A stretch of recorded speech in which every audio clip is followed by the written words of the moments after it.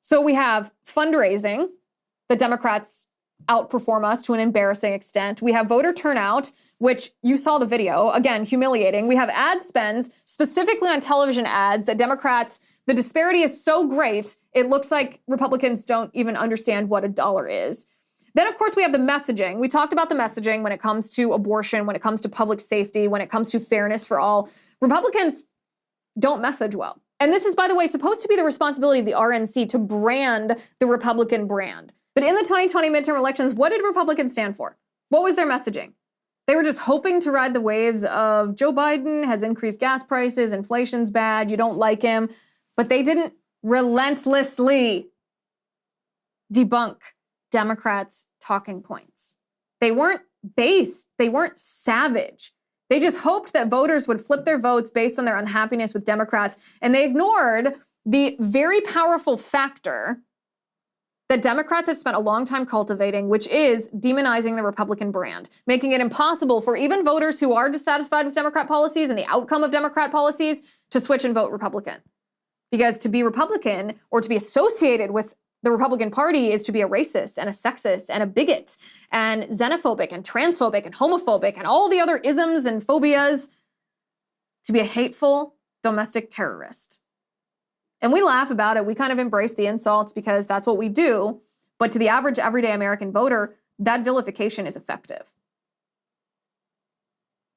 So voter turnout, ad spends, fundraising, messaging.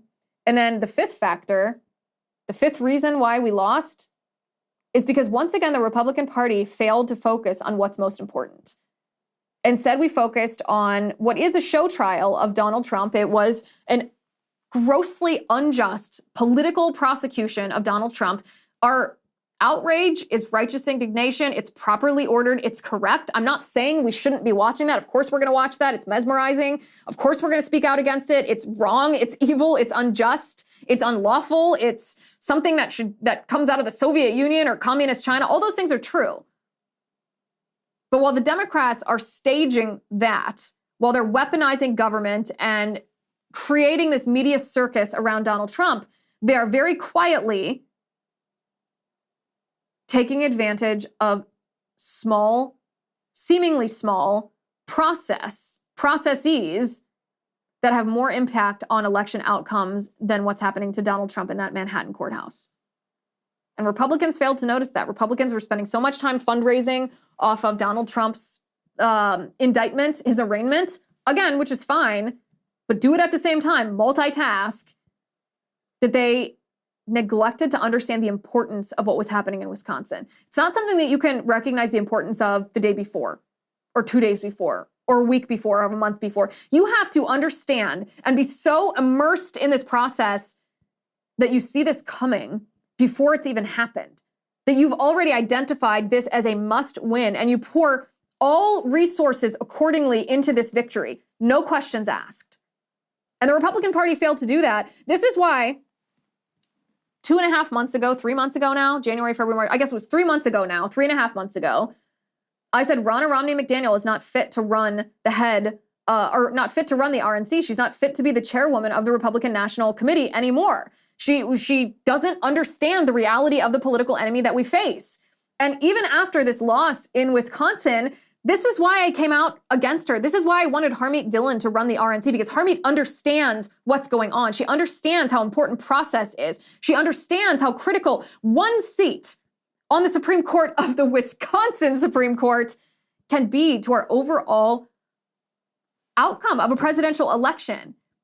And instead of recognizing that, this is what Ronna Romney McDaniel, this is how she responded. Take a listen.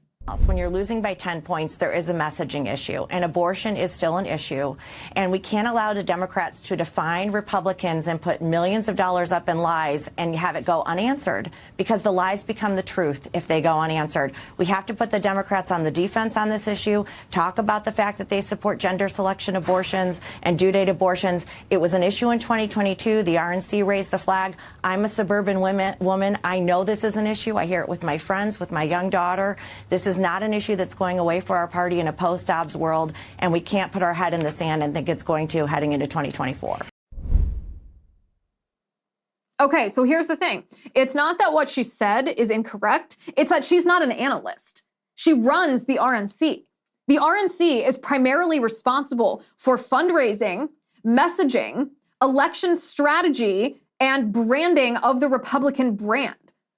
If Ronna Romney McDaniels actually believed what she said, instead of just wanting to give some kind of insightful, Monday morning quarterbacking analysis, then she would have done this. She would have said, whoa, listen, we gotta win this seat. This is a non-negotiable. Here's all the money to do that, and here's what you do with the money. You push back against this pro-abortion narrative. You message to suburban women, telling them that not only are the lies being told to them by Judge Janet lies, but this is the truth about abortion. You push back and spend, and you get out the vote. And you spend on television ads, which obviously are incredibly effective in Wisconsin. Ronna Romney McDaniel has an enormous war chest.